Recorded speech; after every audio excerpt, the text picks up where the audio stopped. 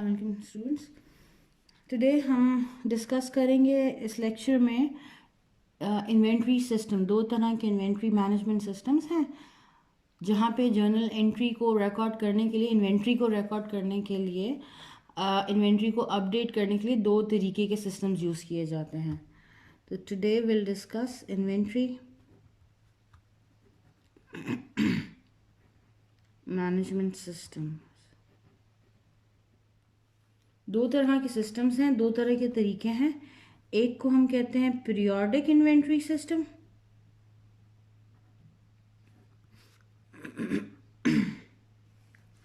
और दूसरा मेथड है, कंपैरिजन में मैं समझा दूंगी आप लोगों को,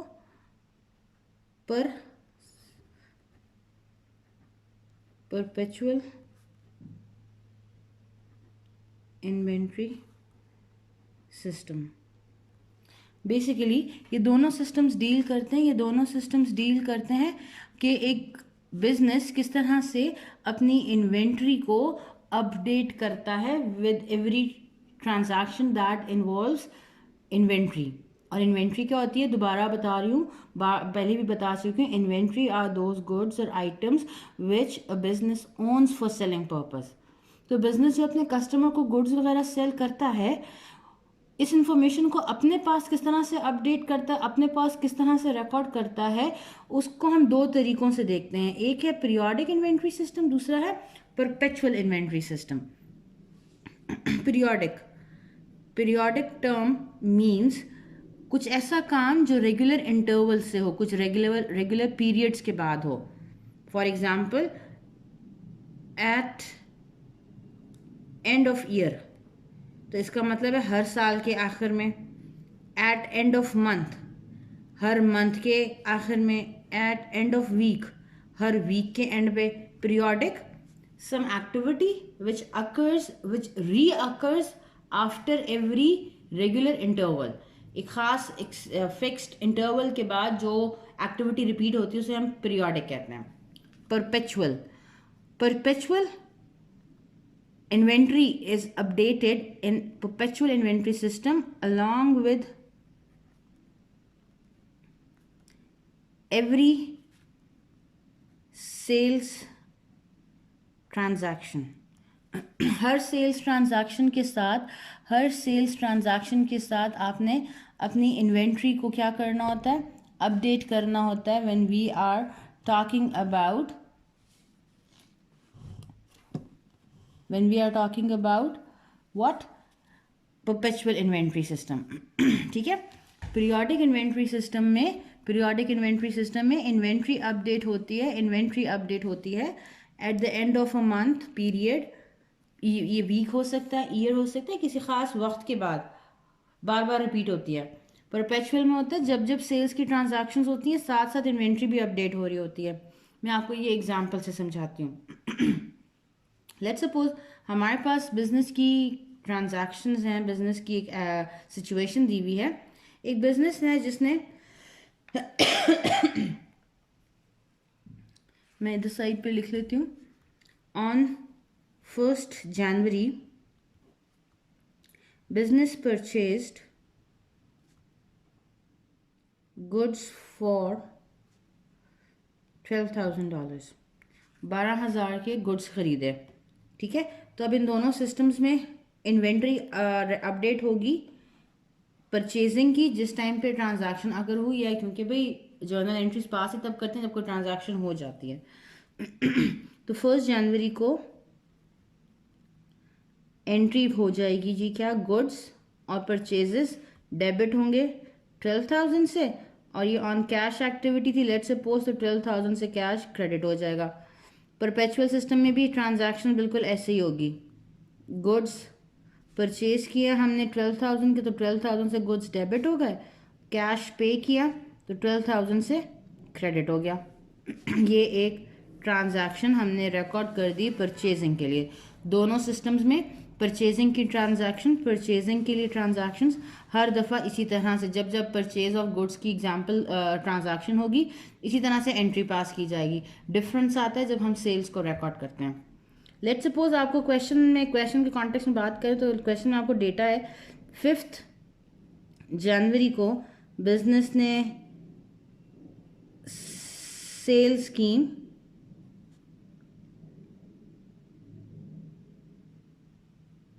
10,000 की सेल्स की ऑफ गुड्स कॉस्टिंग $8,000। 8,000 के गुड्स 10,000 में सेल कर दिया। फिर 10th जनवरी को बिजनेस ने दोबारा सेल्स की, कितनी सेल्स की?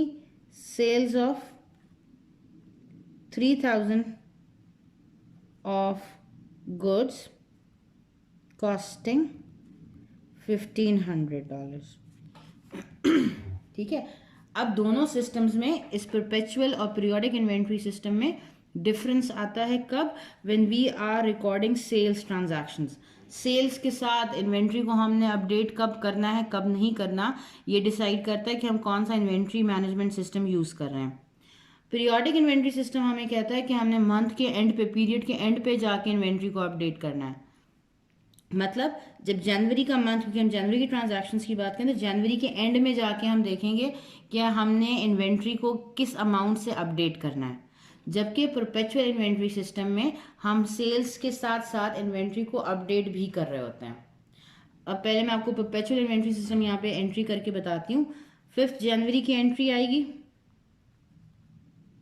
सेल्स हुई हैं, लेट्स सपोज कैश पे ही सेल्स हुई हैं, तो कैश मिल गया बिजनेस को कितना? 10,000 का, क्योंकि 10,000 की सेल्स थी। और सेल्स और रेवेन्यू बन गया 10,000 का, क्रेडिट कर दिया। रेवेन्यू है तो क्रेडिट होता है, एसेट ज़्यादा हुआ है तो डेबिट होता है। 5th को एक ट्रांजैक्शन ये कर दी। अब परपेचुअल में होता है कि हर सेल्स के साथ आपने इन्वेंट्री को अपडेट करना है, तो मुझे अगली एंट्री पास करनी पड़ेगी अपनी इन्वेंट्री को अपडेट करने के लिए। इन्वेंट्री को अपडेट करने का मतलब क्या है? इस ट्रांजैक्शन से मुझे पता चलता है 8,000 के गुड्स मैंने सेल करके 10,000 कमा लिए, तो मेरे पास से 8,000 के गुड्स चले गए ना। तो मुझे अब यहाँ पे अपनी इन्वेंट्री में डिक्रीज को रिकॉर्ड करना है, क्योंकि गुड्स मेरे डिक्रीज हो गए कितने से? 8,000 से। 8,000 की चीज़ें मैं बेच चुकी हूँ, उसको मैंने किस प्राइस पे बेचा? That was my revenue, sales थी। लेकिन मेरा एसेट भी तो कम हो गया, मेरे पास से एसेट चला गया, तो मैंने अपने एसेट को, गुड्स को डिक्रीज करना है बाय 8,000। तो मैं साथ ही परपेचुअल इन्वेंट्री सिस्टम में सेल्स के साथ ही अपनी इन्वेंट्री को अपडेट करती हूँ। तो क्या करूँगी? मेरा एसेट, कौन सा एसेट? गुड्स डिक्रीज हो गया। और जब गुड्स डिक्रीज होता है तो किस में कन्वर्ट होता है? हमने अभी लास्ट टाइम अपनी लेक्चर में, एडजस्टिंग एंट्रीज के लेक्चर में ये पॉइंट डिस्कस किया था कि जब हम गुड्स को सेल, इन्वेंट्री को सेल करते हैं, वो कन्वर्ट हो जाता है एक्सपेंस में, और उस एक्सपेंस को हम कहते हैं कॉस्ट ऑफ गुड्स सोल्ड। तो यहाँ पे कॉस्ट ऑफ गुड्स सोल्ड या कॉस्ट ऑफ सेल्स भी कह सकते हैं, एक्सपेंस है वो डेबिट होगा कितने से? 8,000 से। और गुड्स जो कि एसेट है, ये 12,000 के गुड्स थे, इसमें से अब 8,000 के चले गए, तो ये डिक्रीज हो जाएगा 8,000 से। अब मेरी ये पूरी ट्रांजैक्शन 2 स्टेप्स में कंप्लीट हो गई है। पहले मैंने सेल्स को रिकॉर्ड किया, साथ ही साथ मैंने गुड्स में डिक्रीज को भी रिकॉर्ड किया।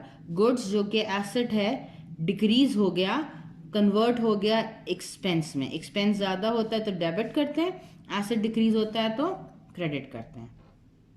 अगली ट्रांजैक्शन 10th जनवरी की है, तो 10th जनवरी को जब मैं सेल्स रिकॉर्ड करूंगी, कैश और सेल्स कितने की हुई है?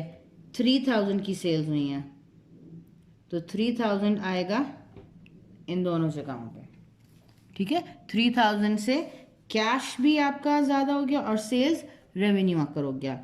इसके साथ ही अब मैंने इन्वेंट्री को दोबारा से अपडेट करना है। मुझे यहाँ बताया गया है कि जो गुड्स हैं उनकी कॉस्ट थी 1,500, मतलब 1,500 के गुड्स हम सेल कर चुके हैं, हमारे पास से 1,500 की गुड्स चले गए हैं, तो 1,500 से हमारा एसेट और डिक्रीज हो जाएगा।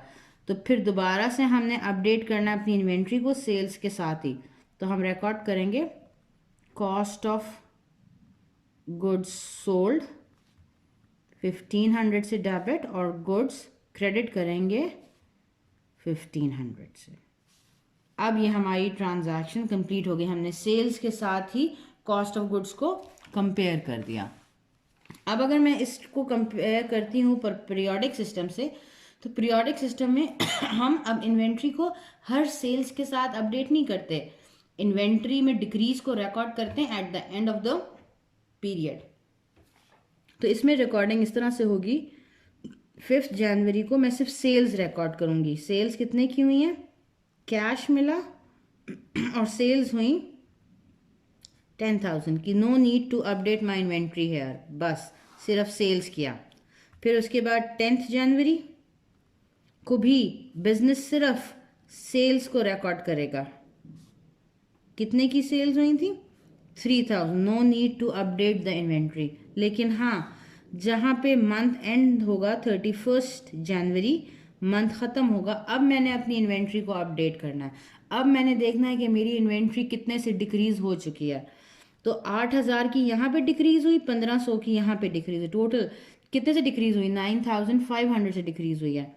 मैं अब एक ही दफ़ा एक ही ट्रांजैक्शन पास करूँगी मंथ के एंड पे जाके, to record decrease in the value of my asset. तो मैं एक दफ़ा ट्रांजैक्शन करूँगी, cost of goods sold debit by 9,500, expense बना इतने का, और गुड्स हमारा एसेट था वो क्रेडिट हो गया 9,500 से। दोनों में डिफरेंस क्या है, यहाँ मैं ये इन्वेंट्री में गुड्स में डिक्रीज जो कन्वर्ट हो रहा है एक्सपेंस में, जिसे हम कॉस्ट ऑफ गुड्स सोल्ड कहते हैं, ये वाली एंट्री हमने हर सेल्स के साथ किया। जबकि पीरियोडिक सिस्टम में हम सेल्स के साथ इन्वेंट्री में डिक्रीज को रिकॉर्ड नहीं कर रहे होते, हम वेट करते हैं कि पूरा पीरियड एंड हो जाए, महीना ख़त्म हो गया 31 जनवरी को मैं देखती हूँ कि मैंने पूरे मंथ में कितने गुड्स सेल कर दिए। तो पूरे मंथ में पहले 8,000 के सेल किए थे, फिर 1,500 के सेल किए थे, तो मतलब पूरे साल में 9,500 के गुड्स सेल किए हैं। तो गुड्स मेरा एसेट इतने से डिक्रीज हो गया और कन्वर्ट हो गया एक्सपेंस में। उस एक्सपेंस को क्या कहते हैं, cost of goods sold. This is the major difference between periodic inventory system and perpetual inventory system. बात क्लियर होती है। In case of periodic inventory system हमारे पास नॉर्मली सिचुएशन ऐसी होगी कि जब हम पीरियोडिक इन्वेंट्री सिस्टम को फॉलो कर रहे होते हैं तो बिजनेस के पास ये साथ साथ कॉस्ट का डेटा नहीं आ रहा होता। ये नॉर्मली इस किस्म के बिजनेस यूज़ करते हैं जिनके पास इन्वेंट्री ऐसी आइटम्स होते हैं जो कि छोटी छोटी वैल्यूज़ के होते हैं। फॉर एग्जांपल मैं ये पेन सेल करती हूँ, तो क्या मैं एक पेन रोज़ सेल करती हूँ तो मैं रोज़ाना अपने पास लिखूँ मैंने आज 10 रुपये का पेन सेल किया, फिर 10 रुपये का पेन सेल किया, फिर 10 रुपये का पेन सेल किया। तो मेरे पास होगा तरीका क्या कि मैं महीने के स्टार्ट में देखूंगी कि मेरे पास कितने पेन्स थे। लेट्स सपोज मेरे पास $1,000 के पेन्स थे in the start of month, ठीक है। ड्यूरिंग द मंथ मैंने और पेन्स खरीद लिए 2,000 के मैंने परचेजेस करनी, मैंने 2,000 के पेन और ख़रीद लिए, ठीक होती है बात। फिर उसके बाद मेरे पास मंथ के एंड पे मैं काउंट करती हूँ मेरे पास कितने पेन्स रह गए हैं। तो एंड ऑफ मंथ में मुझे पता चलता है मेरे पास $800 के पेन्स रह चुके हैं। ये मेरे पास पहले से मौजूद थे पेन्स, ये मैंने और ख़रीद लिया है। महीने के आखिर में मेरे पास $800 के रह गए। तो ड्यूरिंग द मंथ मैंने कितने सेल किए, होंगे, मैंने सेल किए होंगे, स्टार्ट में इतने थे, परचेज मैंने इतने कर लिए, तो मेरे पास अवेलेबल पेन्स कितने थे जो मैं सेल कर सकती थी, 3,000 सेल्स थे पूरे महीने में मेरे पास, जिसमें से मेरे पास अब 800 रह गए हैं। तो मैंने सेल कितने किए, 2,200। अब जितने ये सेल कर दिए ये किस में कन्वर्ट हो गए हैं, कॉस्ट ऑफ गुड्स सोल्ड में। तो ये जो मंथ के स्टार्ट में वैल्यू होती है इसको हम कहते हैं ओपनिंग इन्वेंट्री।